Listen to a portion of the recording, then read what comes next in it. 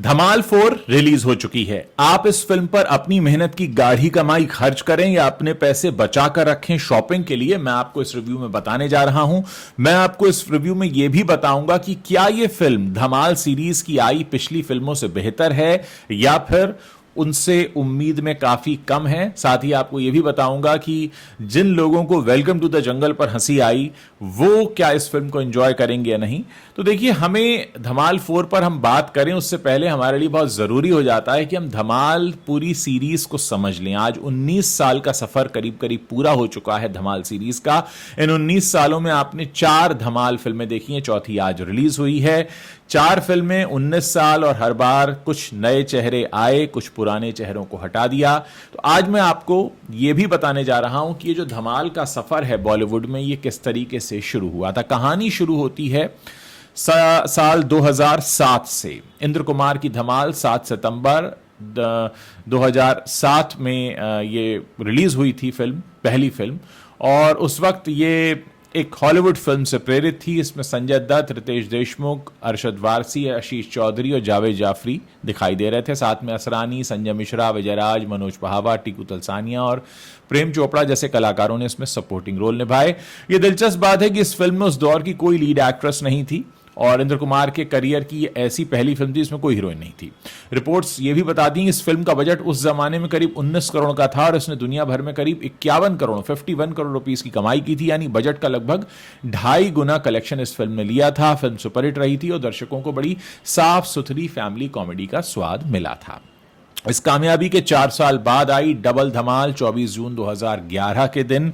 इस बार पुरानी टीम लौटी। संजय दत्त, रितेश देशमुख, अरशद वारसी, आशीष चौधरी और जावेद जाफरी सभी वापस आए, लेकिन इस बार 2 नई एंट्रीज हुई। कंगना रनौत और मल्लिका शेरावत को इसमें कास्ट किया गया, जो फ्रेंचाइजी में पहली बार शामिल हुई। यह फिल्म कुछ अलग सेटिंग में शूट हुई। मुंबई के महबूब स्टूडियो के अलावा मकाओ और हांगकांग में भी इसे शूट किया गया। रिपोर्ट्स बताती हैं कि इस फिल्म का बजट उस जमाने में करीब 30 करोड़ रुपए का था और वर्ल्ड वाइड कलेक्शन इसका करीब 63 से 71 करोड़ रुपए के बीच रहा। अलग अलग सोर्सेस क्योंकि अलग अलग आंकड़े दे रहे हैं, लेकिन कुल मिलाकर ये फिल्म सुपरहिट मानी गई। हालांकि कुछ लोगों ने कहा कि इसमें पहली धमाल जितना मजा नहीं था और इसको जो पॉजिटिव रेटिंग मिली थी वो भी काफी नीचे स्तर की थी और कई क्रिटिक्स ने इस कहानी और ह्यूमर को काफी कमजोर बताया था, लेकिन दर्शकों ने इसे थिएटर में एंजॉय किया था। बात करते हैं सबसे बड़े टर्निंग पॉइंट की। टोटल धमाल जो 22 फरवरी 2019 को रिलीज हुई, ये तीसरी फिल्म थी। ये फ्रेंचाइजी में एक बहुत बड़ा बदलाव लेकर आई। इस बार संजय दत्त और आशीष चौधरी फ्रेंचाइजी से बाहर हो गए और उनकी जगह ले ली अजय देवगन, अनिल कपूर और माधुरी दीक्षित जैसे बड़े सितारों ने। साथ में जॉनी लीवर, बमन ईरानी और महेश मांजरेकर जैसे चेहरे भी दिखाई दिए। रितेश देशमुख, अरशद वारसी और जावेद जाफरी अपने पुराने किरदारों के साथ वापस लौटे, लेकिन इस बार कहानी पूरी तरह नई थी। एक विमान क्रैश और छिपे खजाने की तलाश। रिपोर्ट्स के मुताबिक इस फिल्म का बजट 113 करोड़ रुपए का था, जो पिछली दोनों फिल्मों से कई गुना ज्यादा था और वर्ल्ड वाइड कलेक्शन भी करीब 227 करोड़ रुपए तक पहुंच गया। रिलीज के 12 दिनों में ही यह फिल्म 200 करोड़ रुपए के आंकड़े को पार कर गई थी, यानी अजय देवगन की एंट्री ने फ्रेंचाइजी को एक बिल्कुल नए लेवल पर पहुंचा दिया। बजट भी बड़ा हुआ और कमाई भी बड़ी हुई। और अब पहुंचते हैं आज रिलीज हुई धमाल 4 पर। इस बार भी कास्ट में बड़ा फेरबदल देखने को मिला है। माधुरी दीक्षित नहीं है इस बार, अजय देवगन है, रितेश देशमुख हैं, अरशद वारसी हैं, जावेद जाफरी हैं और इनकी कोर टीम जो है वो बरकरार है। इस बार नई एंट्री हुई है रवि किशन, उपेंद्र लिमये और अंजलि आनंद, संजीदा शेख, ईशा गुप्ता भी दिखाई दे रही हैं, विजय पाटकर भी। यानी हर बार की तरह इस बार भी फ्रेंचाइजी ने अपनी कोर टीम को बचाकर रखा है, लेकिन बाकी कास्ट में थोड़ी फ्रेशनेस देखने को मिली है। कहानी एक बार फिर खजाने की तलाश पर आधारित है। इस बार 50 करोड़ रुपए के खजाने की कहानी, जिसमें 4 दोस्त गलतियों पर गलतियां करते हुए मुसीबत में फंसते चले जाते हैं। बात करते हैं शुरुआती बॉक्स ऑफिस आंकड़ों की, तो सैकनिल की जो रिपोर्ट मैं अभी देख रहा था उसके मुताबिक फिल्म के पहले दिन के लिए करीब करीब 1,08,937 टिकट्स की प्री बुकिंग हुई है। बिना ब्लॉक सीटों के 2 करोड़ 88 लाख रुपए की कमाई इस फिल्म ने की और ब्लॉक अगर सीट्स को जोड़ लें तो यह आंकड़ा करीब करीब 6 करोड़ 11 लाख तक पहुंचा हुआ बताया जा रहा है। अगर हम पिछली फिल्मों के पहले दिन के आंकड़े से तुलना करें तो टोटल धमाल ने अपने पहले दिन करीब 16.5 करोड़ रुपए कमाए थे और धमाल 4 के लिए यह शुरुआत उतनी बड़ी नहीं लग रही है, लेकिन प्री बुकिंग का ट्रेंड अच्छा संकेत देता है। अभी बहुत जल्दबाजी होगी इस बारे में कोई बात करना।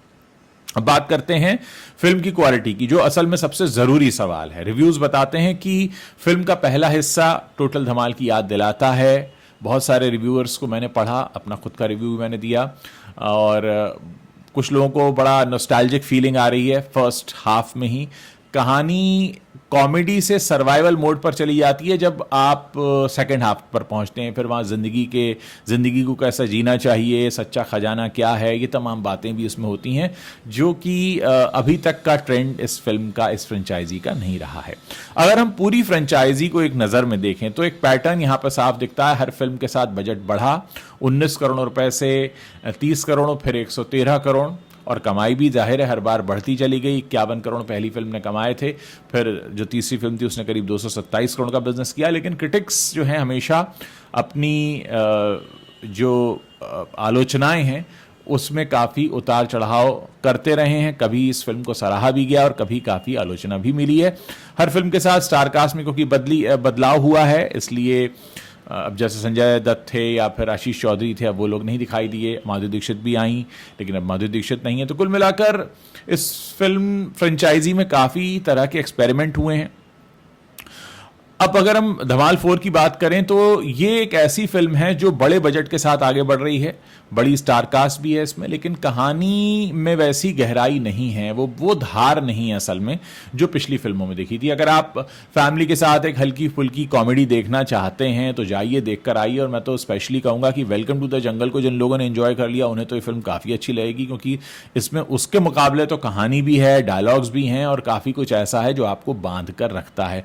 मैं जब वेलकम टू द जंगल देख रहा था तो मुझे यही हैरानी हो रही थी कि यार इस फिल्म में देखने क्या आए हैं। ब्रेनलेस कॉमेडी थी वो, ये भी ब्रेनलेस है, लेकिन तब भी कुछ ना कुछ है जो आपको बांधता है। मतलब इंद्र कुमार के बारे में जो डायरेक्टर हैं, एक बात कहनी पड़ेगी कि उनके हाथ में कुछ ऐसा जादू है कि वो जानते हैं कि कैसे कॉमेडी करवानी है, कैसे कॉमेडी को दिखाना है। 19 साल हो चुके हैं, इससे पहले भी इस फिल्म में उनकी पुरानी फिल्मों का जिक्र भी आता है। एक डायलॉग है जहां पर उनकी पुरानी फिल्म दिल को याद किया जा रहा है, इंद्रधनुष को इंद्र कुमार कहा जाता है। तो ऐसे कई सारे डायलॉग्स हैं जो पुरानी फिल्मों की याद दिला रहे हैं, और कहीं ना कहीं इंद्र कुमार की जो अपनी एक लेगेसी रही है, जिसको वो करते रहे हैं, इतना लंबा काम उन्होंने किया है, तो वो दिखाई देता है। कुल मिलाकर ये फिल्म आपको निराश तो बिल्कुल नहीं करती है। आप जाइए, फैमिली के साथ एंटरटेन होकर आइए, दिमाग घर पर रख के जाइएगा। लेकिन ये वेलकम टू द जंगल जितनी बकवास फिल्म भी नहीं है। मैं बकवास इसलिए कह रहा हूं क्योंकि मुझे उस फिल्म में ऐसा कुछ भी नहीं लगा जो मुझे उससे कनेक्ट करे। लेकिन हाँ, फिर भी अगर बहुत समय से आपको एक कॉमेडी फिल्म का इंतजार था तो आपका ये इंतजार पूरा हो रहा है। धमाल 4 को पिछली धमाल से कंपेयर ना करें, निराशा होगी। दूसरा ये कि धमाल 5 भी आने वाली है, इसका भी अनाउंसमेंट हो जाता है, एंड में आपको पता लग जाता है कि धमाल 5 भी आएगी, और हो सकता है कि यही कास्ट रिपीट और शायद कुछ नए चेहरे और जुड़ जाएं। तो कुल मिलाकर जाइए, इट्स मस्ट वॉच। मैं कहूँगा फैमिली के साथ जाइए, थोड़ा टेंशन वेंशन भूल जाएंगे आप, देखकर आइए, मज़ा आएगा।